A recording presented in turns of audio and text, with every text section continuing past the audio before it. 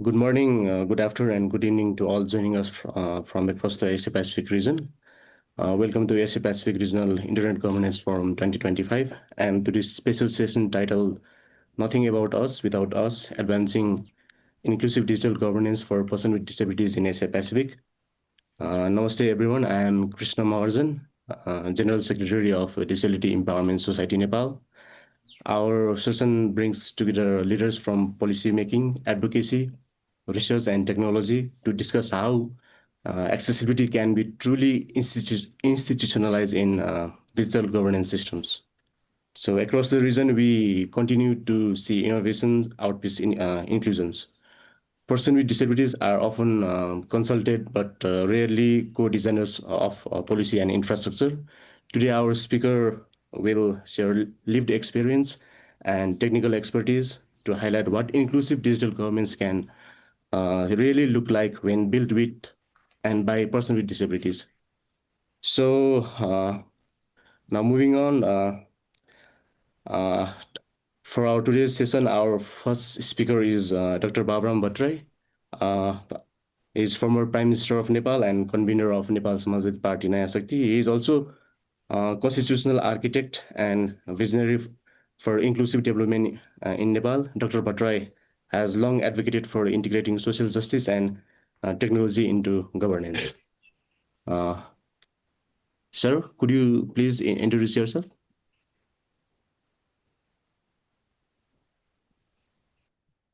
Certainly, I'm just part of the multi-stakeholder steering committee. Happy to be here and looking forward as a PWD to what you're being discussing today. Thank you. Dr. Sir, could you please hear us? Louder, please. Sir, could you hear us? Yes. Okay, thank you. Could you please shortly introduce yourself, sir? Yeah, this is Baburam Bhattarai, a political activist. I think that's all. Thank you, sir. Then we'll quickly move into our question.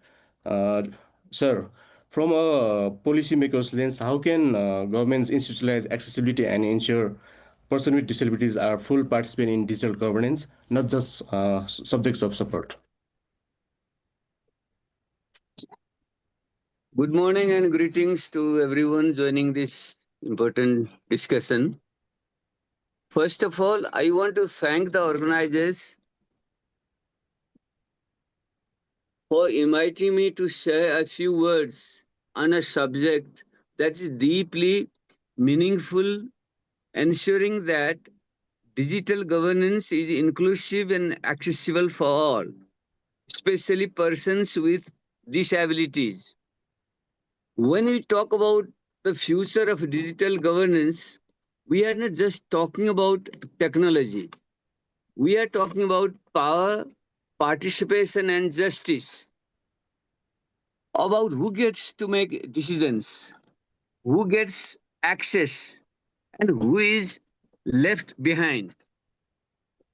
In today's world, digital transformation is reshaping every aspect of our lives, from education and employment to health, communication, and political participation.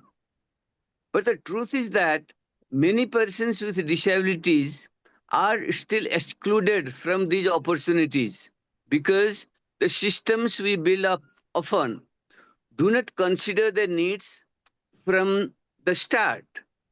In Nepal, we have made progress in recognizing the rights of persons with disabilities in our constitution and policies.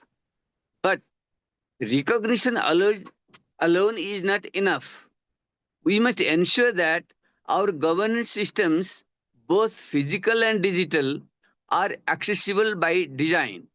Accessibility is not charity. It's a right and a democratic necessity. To achieve this, three things are essential. Firstly, representation. Persons with disabilities must have a seat at the table where decisions about technology and governance are made. The principle of nothing about us without us should guide every government, company, and civil society group. Secondly, policy enforcement. Many good laws and policies exist, but implementation remains weak. Governments must enforce accessibility standards and allocate resources to ensure no one is excluded from digital participation. Thirdly, collaboration. We need cooperation between policymakers, technologists, and organizations of persons with disabilities. The digital divide cannot be closed by any one sector alone. It requires joint commitment and shared responsibility. Forums like APrIGF provide an excellent opportunity for us to listen, learn, and build a regional vision where digital transformation truly benefits everyone, including those who have been historically marginalized. Inclusion in digital governance is not just about access to technology. It is about dignity, equality, and voice. When persons with disabilities are included, our societies become stronger, fairer, and more humane. Thank you once again to the organizers and to all the panelists contributing today. Let this discussion inspire real action to make our digital future one that leaves no one behind. Thank you. Thank you, Dr. Baburam Bhattarai, sir, for that Thank you so much. insightful perspective on how political will and policy architecture must work hand in hand for inclusive governance. And I would like to highly appreciate you for your time here today, your important time today here. We would like to thank you, and possibly we will be fortunate enough to get your additional time if there is any question or remarks on your presentation. Thank you, sir. Thank you so much. Thank you. Now moving on, we have another speaker. Now I would like to request and also it's now my pleasure to introduce Rahma Utami, founder and director of accessibility at Suarise and founder of A11Y ID. She has been instrumental in shaping Indonesia's National Web Accessibility Guideline and was recognized with the IAAP Impact Award in 2024. So I will directly move into question for Rahma. Rahma, hi. Hi. How are you? Good. Okay, Rahma, how? Okay. Rahma, based on your work with Suarise and A11ID community, how do you see the progress and ongoing challenges of digital accessibility for person with disability in Indonesia, particularly in relation to policy enforcement and cross-sectional collaboration? You may also share insights from other movements contributing to accessibility efforts in your country. Okay, thank you for the questions. First and foremost, it's important to recognize the decades-long advocacy work carried by various local organizations of persons with disability across Indonesia. These groups have laid a foundation of disability rights and inclusion, often working tirelessly at both grassroots and regional level from province to nationals. Their efforts have highlighted the urgent need for accessible governance, including digital space. However, despite the strong advocacy, many national policies still fall short, like rarely mentioning digital accessibility in concrete terms. There are no clear statements, standard, even the guidelines, and most frameworks continue to focus solely on physical infrastructure rather than the digital infrastructure. Moreover, we face a significant talent gap, like accessibility is not taught in the universities, and when we gain awareness among platform developers and policymakers was nearly non-existent. I could count on one hand the number of who led and even heard about WCAG, the Digital Accessibility Standard, including our long-term partner organizations called Mitra Netra. So raising the visibility issues is one thing, but simply telling people that we have an accessibility problem is not enough. So many don't know how to make the platform accessible. There's no regulatory enforcement to guide or support them as well. So our biggest challenge is basically building ecosystem, like one, to include presence from the people with disability, to build the talent and the policy, and later on making the platform even accessible. As for the presence, we try to create programs that bring together people with disabilities and the platform developer to meet, to collaborate, and to understand how digital accessibility impact participations. Like initiatives like Ali Bootcamp, Accessibility Design Challenge, and even Empathy Lab Pops Up are some of our programs for this. In terms of policy, we refer to Open Government Indonesia to advocate for national level digital accessibility guidelines and regulation under the Ministry of Digital Communication, or we call it Komdigi. And although the document already done it in a very good terms, both the guidelines and the ministry decree, but they remain unsigned nearly a year into the new presidential and ministerial transitions. As for the people, we try to build the ALI-ID, the A11Y ID community, to spark conversations, peer discussions, and grow a network of supporters and new accessibility evangelists. Even without formal regulation, we encourage individuals to champion accessibility and evangelize it within their own organizations or in their own office. But ultimately, we need a robust ecosystem to make digital accessibility a reality in Indonesia. And that's what we committed to building step by step, even though it's pretty slow right now. But what we're trying to do is to tap in as well to various sectors to build relevancies.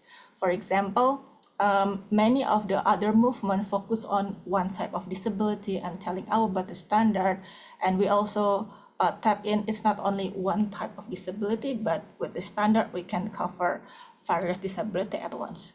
And we also see the trends of entertainment sector is more welcoming than the private, even the government sector, because the government is late to adopt, and the private sector is kind of always asking for the role of investment or role of return of investing in this field, while entertainment is focused on people enjoyment and more welcoming and more inclusive. And that's also what we see as opportunity to tap in the issue into broader audience right now, Krishna. Okay, thank you. Thank you so much, Rahma. Your experience shows how grassroots leadership can receive national frameworks, and I have to say you've been doing great work in Indonesia in terms of accessibility and promoting the accessibility in all over Indonesia, right? Thank you.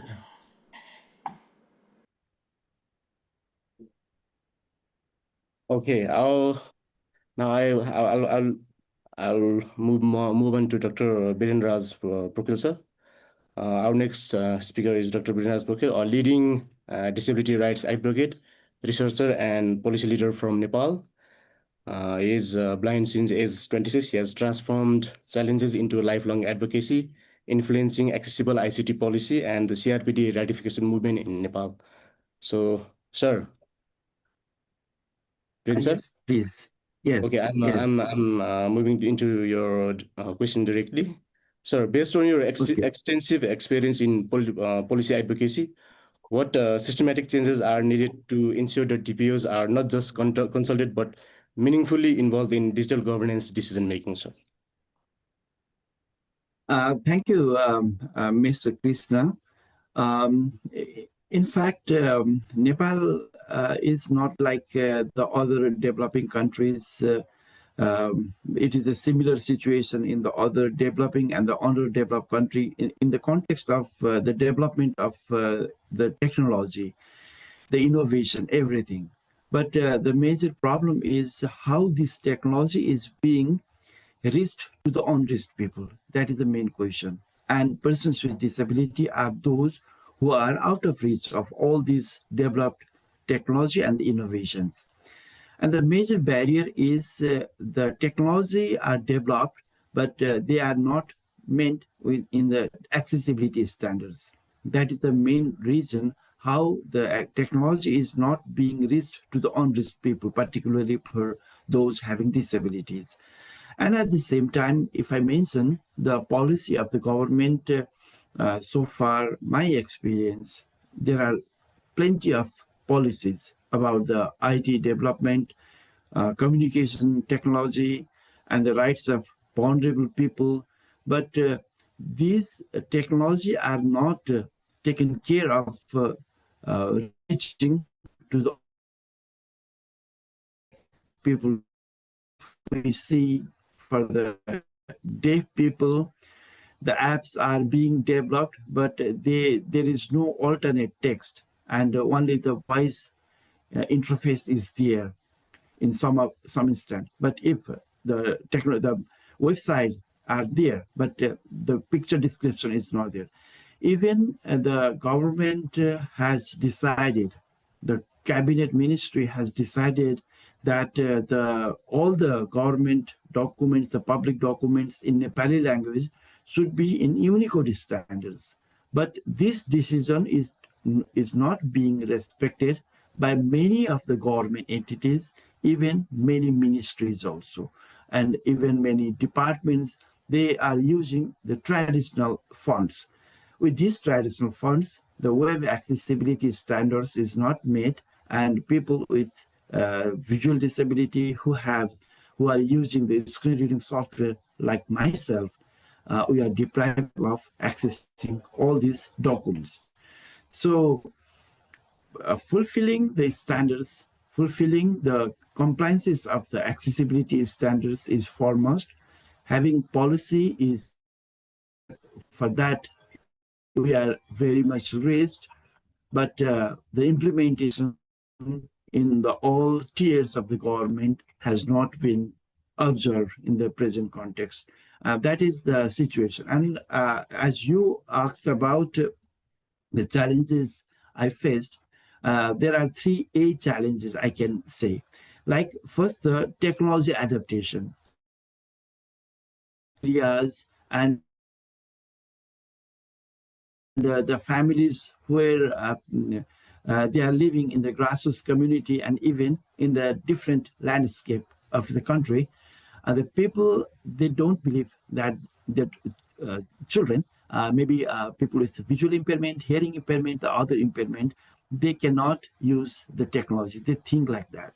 So the adaptability is not there. They don't want to adopt the new innovation and the technology because they don't have the good mindset, and they have the negative mindset that the people with disability, they are only the liabilities of the family and they can do nothing. But with the help of technology, they can do everything. And the technology and the accessible technology is much more essential for those having disability, because to mitigate their physical challenges, to mitigate their sensory challenges, it is foremost essential for them to apply the accessible technology. And that is the alternate way they can express their views, participate, get education, engaged in the employment opportunity, so all these things. So adaptability is one thing. Accessibility standards, I already mentioned, it is the challenge for the people with visual impairment in the rural community, in the municipality level. They have developed their website, and they are developing many like citizen charter. They are not, the citizen charter are even not meant in the accessible format. So how people with disability, they can access this citizen charter?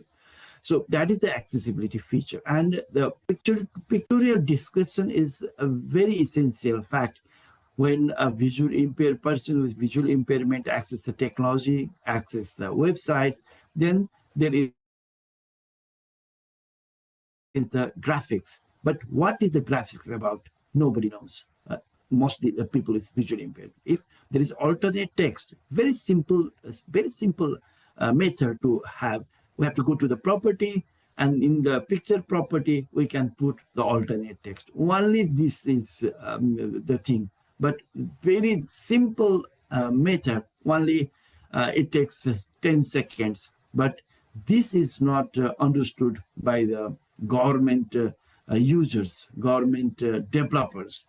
So that is another accessibility part. This can be very easily mitigated. And third one is the affordability. The purchasing capacity of the people is not good because they cannot adopt many technology because of not having the devices. And people with disability, their parents never think about giving the technology to their children because they are always considered as the liabilities, and they are just considering them as from the welfare perspectives. So these are the things, the 3A, adaptability and affordability and the accessibility are the major challenges. And to mitigate all these challenges, my opinion is that the government should introduce the engagement of persons with disabilities, those having expertise in the government bodies, so that they can support for the policy implementation, policy formation and the implementation. The second point I would like to mention here, the investment.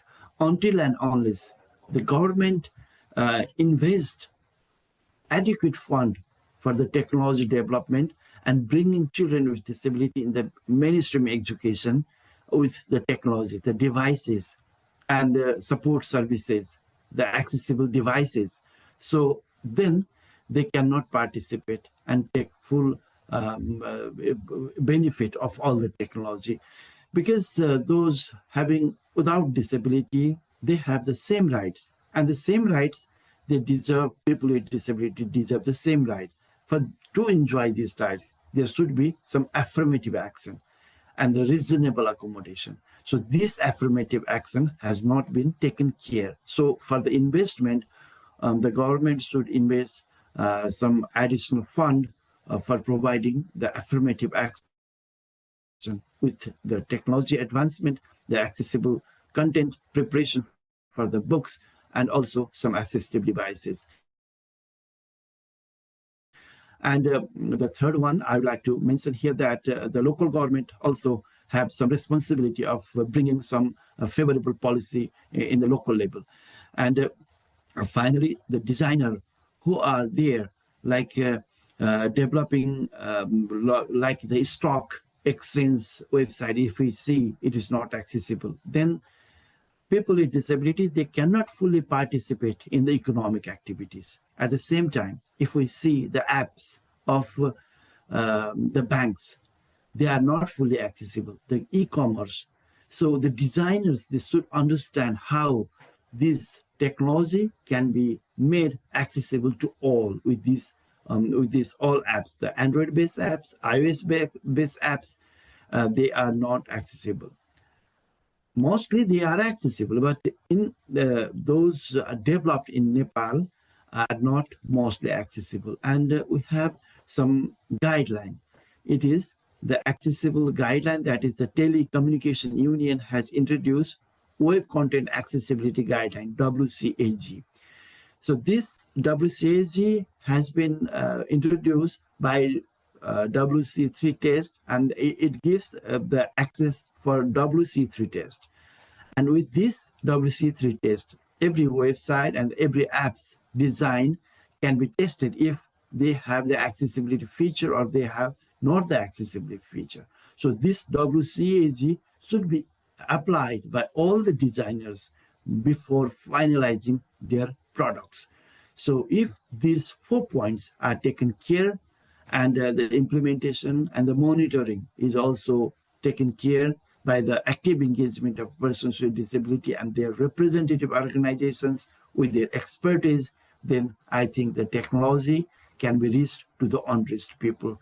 So this is the situation not only of Nepal, this is the situation of all the developing countries in Asia Pacific.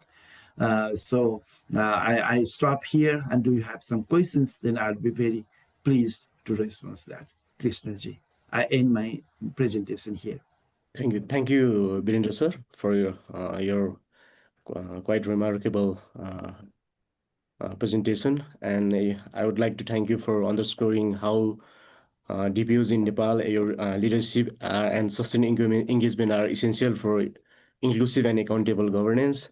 I have to admit that you've been one of the pioneer of like promoting accessibility in Nepal, and I would like to inform you, all the participants here is former chairperson of the National Federation of Disabled People Nepal, NFDN, and he's one of the pioneer of our disability movement in Nepal also.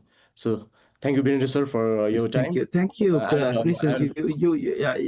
May I add one additional point? I just remember, sure. as you mentioned, I took a lead for the ratification of Convention on the Rights of Persons with Disability, and it's in Article 19.9.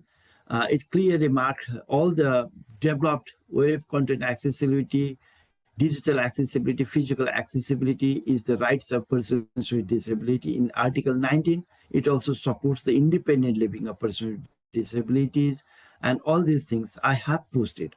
And now I'm not the chairperson of the federation since the last 13 years. Before that, I was there and I could do something. But at present, the ratification of Marrakesh Treaty has not been materialized in Nepal, though the cabinet ministry has endorsed several times and it put into the parliament. But the parliament is not taking care of ratification of Marrakesh Treaty. What is the Marrakesh Treaty? The Marrakesh Treaty is one international human rights instrument that supports, that provides the copyright exception to the people with visual impairment. So the copyright exception we need because all the printed materials are not available in Braille, neither in Braille nor in digital content, the digital accessible content. So in this instance, if the copyright is not provided to the visually impaired people, they cannot produce these things in Braille, neither in Braille nor in digital accessible format. So to get all these documents, the teaching learning materials in the accessible format, our Copyright Act prevents us. It just stops us doing all these things, making reproduce in the accessible format. So the Marrakesh Treaty is that provides the copyright exception to produce all these materials in accessible format, either in Braille or in the digital content. The accessible digital content that is used only by people with visual impairment and the print disability. So in the country like Nepal, it is not ratified until now. We pushed the government for the ratification of the Marrakesh Treaty. At the same time, in India, it is firstly passed in 2016. In Bangladesh, it's already been ratified. In Sri Lanka, it's already been ratified. In many other developed countries, already been ratified. But in Nepal, we are pushing for the ratification of the Marrakesh Treaty, which is foremost essential for making all the content accessible for people, those having visual and print disabilities. Thank you, Krishnaji, for giving this opportunity to add one more important aspect. Thank you, sir, for your additional remarks. Now, next we welcome TV Dinesh, Technical Director of Janastu and Utami Labs in India, who has pioneered open source solutions such as Wi-Fi mesh networks and storytelling platforms for rural and low literate communities. So I'll directly move into a question for Dinesh. Hello, Dinesh. Hello. Hello. So, okay, how are you, Dinesh? Good. Okay, I'll directly move on to the question to you. Dinesh, you've developed tools that decentralize access to digital contents for marginalized communities. How can these community-owned platforms challenge centralized model of digital governance and improve participation of persons with disabilities? Sure. Can I use my slides? Yeah, sure. Yeah. So I thought I'll show some pictures and instead of just talking. So this is the area we are in. It's full of hills and it's very close to Bangalore. And Bangalore is known for like digital savingness. But when you come here, it's just 1 hour from Bangalore. We see there are villages and there's most people cannot read and write. Okay, so that's our basic thing. So there are the one thing about accessibility that most people don't consider firsthand is the people who can't read and write. And there are maybe half of India comes to this, and that's a lot of people, right? And it includes most of the disabled people also. So what we do is, can you go into the next slide? So next, yeah. So we start with a community radio center. So it doesn't require, most of our work is offline also. So most people who don't have internet can also access it. So so the community radio center started about 7 years ago, I think. But it's about how people can come and talk and listen to others. So we try to work on solutions so that we are aware of what can be done with accessibility issues. And then next slide. So I'll go fast. So yeah.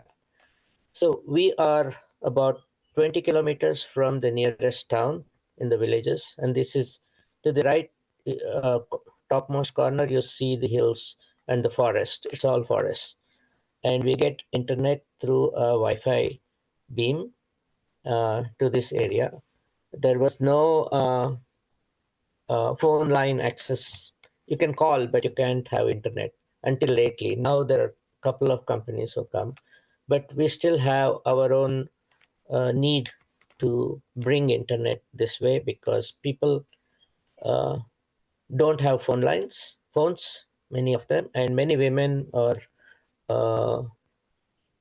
especially many women don't have connections on the phones. But even if they have phones, they need to have groups. They need to make locally accessible possible, and they need to work with children and all that. That's what our interest is, to help them be together. Okay, even if they have phones are not very good at bringing groups, right? Local groups at least. Okay, next. So we have a crafter space which we made so that people can come and spend some time, and that's where and we mostly work with women, and that's where we bring in all these issues of access and other things. We spend 1 hour each day in the morning so that they sit and read. If they can't read, they listen to somebody reading.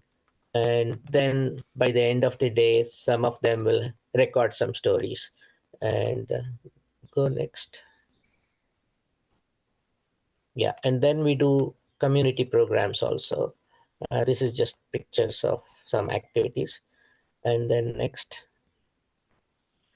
So one of the platforms that we use is called Stories, Janastu.org. And we have a local one also. And here in this platform, people can record their stories, and they don't need to know much text to record, but somebody else will come and input what the recording is, or they can also make small groups and start working on that. And then they can also narrate as the story is heard. They can mark stuff and they can narrate what's going on, or translate also. Okay, next. So some of the activities that we do is one is skill training. The other major activity is network building, because most people here, although some of them use the network, they're not interested or not able to build network. So during COVID, we had a major influence because a lot of people who came back to the village from the city, they wanted network. And that's when we connected the community and gave them all Wi-Fi mesh access. And that's where we got the internet also stably to the thing. So that was a kind of a breakthrough in the sense that we got internet to the community, and whoever wanted Wi-Fi connection we gave. So that's about it. And the next, yeah, I have a small video here, but if we have time, we can watch it. And that's all I want to say. I want to concentrate on expanding this idea of disability to people without people who can't read and write. And that's basically like once you add that as a disability, I think it's a huge thing, right? Most of the world, I say, most of Asia, most of they come into it, and then we'll have to figure out how. Right now, we are working with how to record them, how the recording can be understood by other people, and how to annotate. So annotations become very important, and these are the things that we are working on.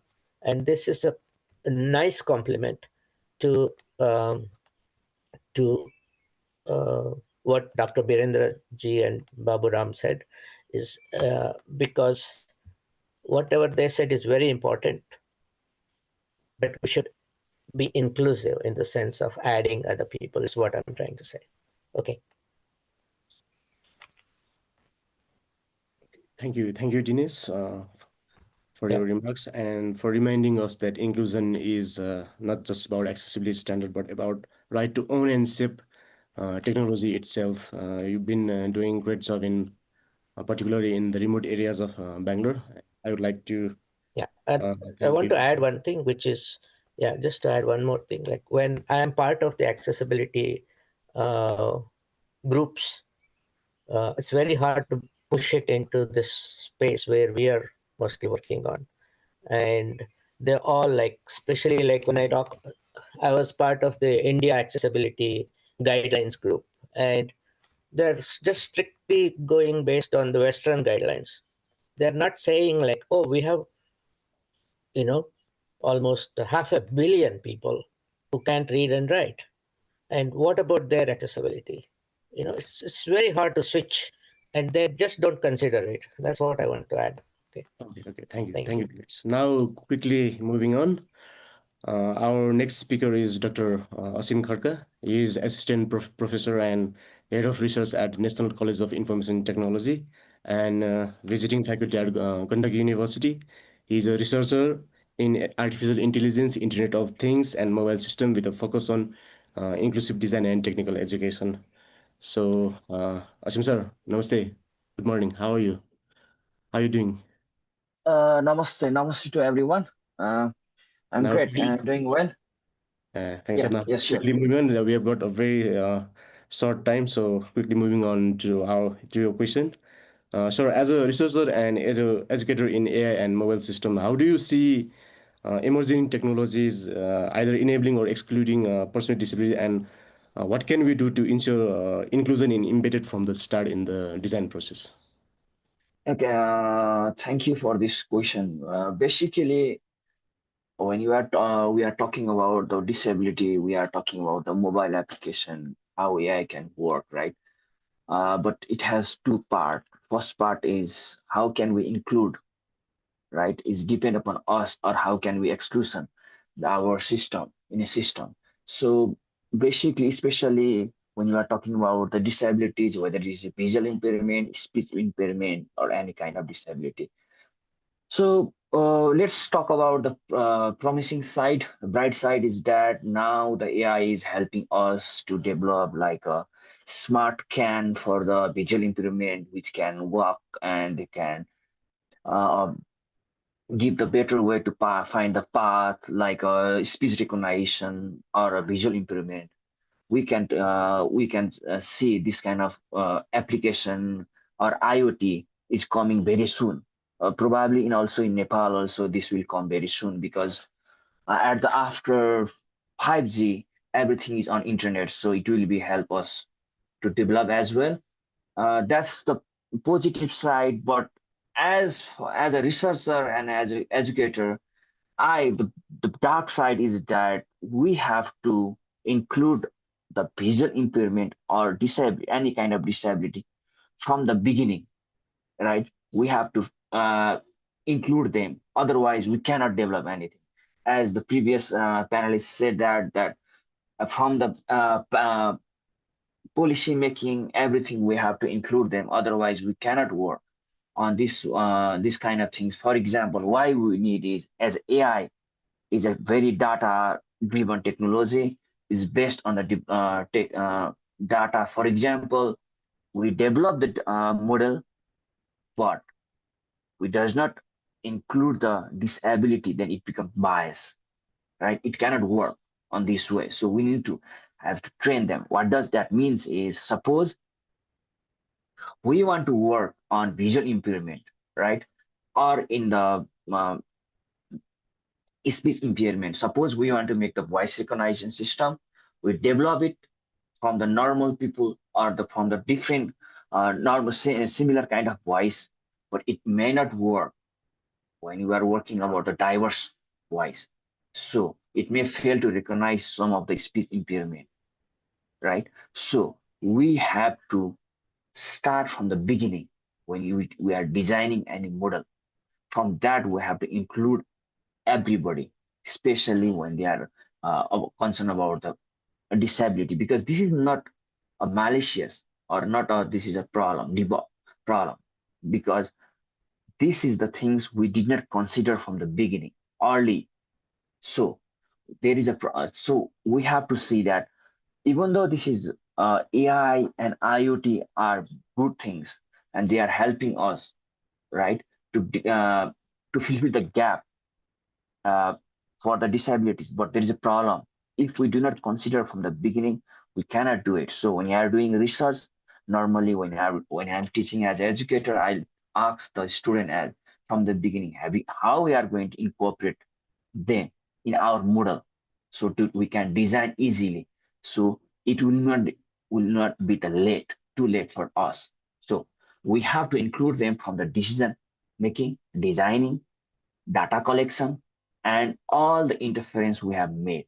So this way we can include them. And in this way, we can make the inclusive system design in practice, where we have to embed them from the beginning of the first line of code to first line of our prototype. We have to include that, otherwise it will be too late for us to work, right? So as a researcher or as an educator, what I'll suggest everyone is, from the policymaker or even though from the research point of view or from the scientific education point of view, we cannot consider them at last. So we have to consider them from the beginning, so we can shape the future engineers or the researcher. How can we enroll them not only in our textbooks at the end? So this will help us. So as I want to conclude, that is, we should be thinking about them from in everywhere, not only from the single perspective, from the research point of view, or from the application developer point of view. We have to collaborate them in everywhere, between academics or industries or policymaker or advocacy group. So we have to partnership with them to make sure that the technology we created are in the ground of real human needs, not only in assumption. So I like to tell everyone, let's work together, not only not sorry separately, but in collaborative way, so we can leverage them from the beginning of our work. Thank you very much for this opportunity to speak about this. Thank you. Thank you, Ashim sir, for your remarks. Now, quickly, we have got a very short time remaining, so I would like to ask our final speaker, Sarita Lamichhane, to speak on the accessibility condition in Nepal, like as a person, as a woman with a visual impairment, how to observe public digital services, and how can inclusion go beyond compliance to being truly meaningful? Sardaji, Yeah. I'll pass it on to you, and Okay. I'll Thank you. request you to make it very quick. So we have got a Okay. very short space of Yeah. time. Okay. Thank you so much. It's my privilege to share my comment or my view on the perspective of digital inclusion. And thank you, Dr. Birendra, who have already covered a lot of aspect of linking with the digital accessibility. But now I would like to highlight some gap which is also identify, the what I realize is, the we have e-governance commission in Nepal, but unfortunately the participation of women with disability and person with disability is not ensured in the e-governance commission of the Nepal, as well as the university curriculum also failure to include the topic of digital accessibility in ICT curriculum. Along with this, there are some CSO who have been working on the digital right and the digital security, but the person with disability are invited just as a participants, not as a contributor majority of the time. And then along with this, the from our organization Prayatna, we did the accessibility audit of the leading government website, private sector website, and the CSO website and the mobile application. What we realized after the audit, and we send them the recommendation, and also we tell them the if you need support, we are ready to provide the technical support to do adoption and modification on their website. But the problem is till now, problem is in the accessibility part, and the inclusion is ignored by the majority of the agency. Because of that reason also, we are not able to contribute equally, though we have a wish, though we have expertise, but the our systematic barrier exclude us to contribute meaningfully in decision making space. The Currently, the government of the Nepal, the Department of Information and Technology has decided to create the uniformity on the website, and develop the own portal for the federal government, seven provincial government, and the local government. The problem is they follow the JavaScript, and which are not totally accessible for the blind and visually impaired person and screen reader user. Now challenges is, if the without adaptation and modification, if the government follow the guideline to make uniformity in the website, the effort of accessibility will go back. I think that also need to be attention. Also, I agree with the Dr. Birendra regarding the ratify of the Marcos Treaty, because without ratify of the Marcos Treaty, will not get equal access on the reading material, and it will reduce the cross-border collaboration on the reading and getting knowledge. At last, I would like to request private sector, let's invest your CSR to do innovative research and empower person with disability, and empower your staff, your investor on the digital accessibility. Also, I would like to request CSO, don't just tokenize the participation of the person with disability and the woman with disability. Let's include, and let's respect voice, choice, and freedom of expression of person with disability and woman with disability in digital space. Media, let's feature the story of person with disability who have made significant impact on the field of digital accessibility and the digital security. government agency, let's do accessibility audit of your own institution and adopt and follow the suggestion of the accessibility audit findings and do necessary adaptation and modification on website, mobile application and the digital content. At last, the all people whom all IT professional, let's advocate your institution, your university, your department to incorporate the issue and subject of digital accessibility in IT curriculum, in IT guideline, IT action plan, and IT program. At the last, I would like to humbly request to Mr. Dr. Baburam Bhattarai, because you are the leader, you have a prestigious recognition.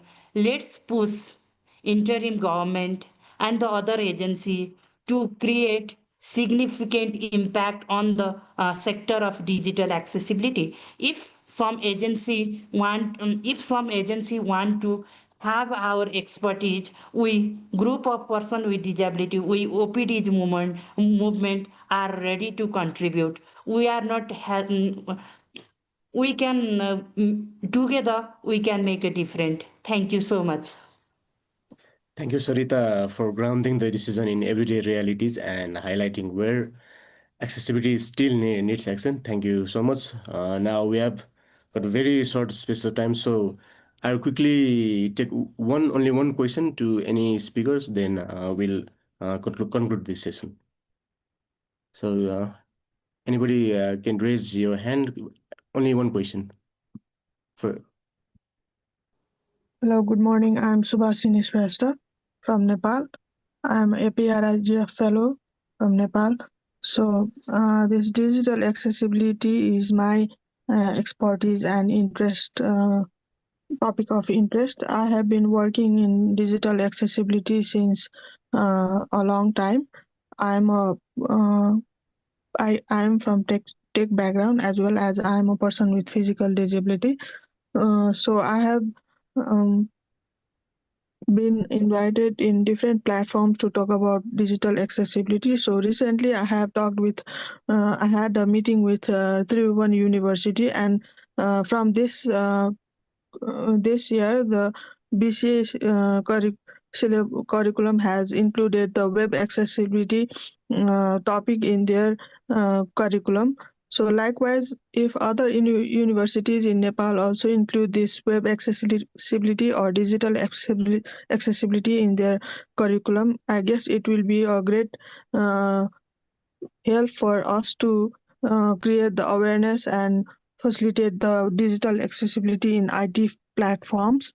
So I guess universities and IT colleges should include this digital accessibility in their guidelines and curriculum, so that the IT professional, future IT professional will have the knowledge of digital accessibility, and we don't have to create any awareness campaign or like that. So they will be aware themselves. And in the next month, I'm working for AI for people with disability hackathon, first time happening in Nepal, and I'm there as an inclusivity coordinator. So I'm going to mentor the participants about the digital accessibility.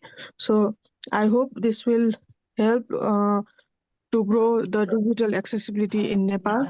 I would like to collaborate with different stakeholders to increase the digital accessibility in Nepal. Thank you. Okay, thank you, Subhasini. So now we are in the final moment of our session.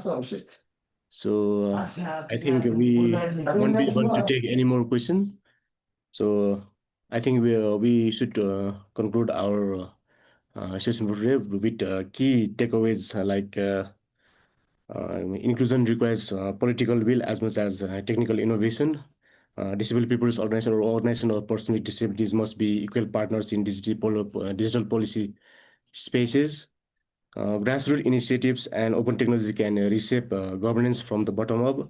Artificial intelligence and emerging technology must embed accessibility from the start. So let's carry these messages forward in our Asia-Pacific intergovernments forum outputs and future collaborations. On behalf of Disability Empowerment Society Nepal and our speakers, I thank Dr. Baburam Bhattarai, Dr. Birendra Pokhrel, Rahma, Utami, TB Dinesh, Dr. Ashim Khadka, and Sarita Lamichhane, as well as all the participants of this session for sharing their insights and commitment to inclusive digital governments. Thank you, Asia Pacific Internet Governance Forum, for the platform, and to our participants for joining from across the Asia Pacific region. Let's continue to build digitally inclusive Asia Pacific, where nothing about us without us is not just a slogan, but a shared principle. So thank you everyone for joining us. Thank you very much, Krishna, and all the panelists for joining us today. Thank you.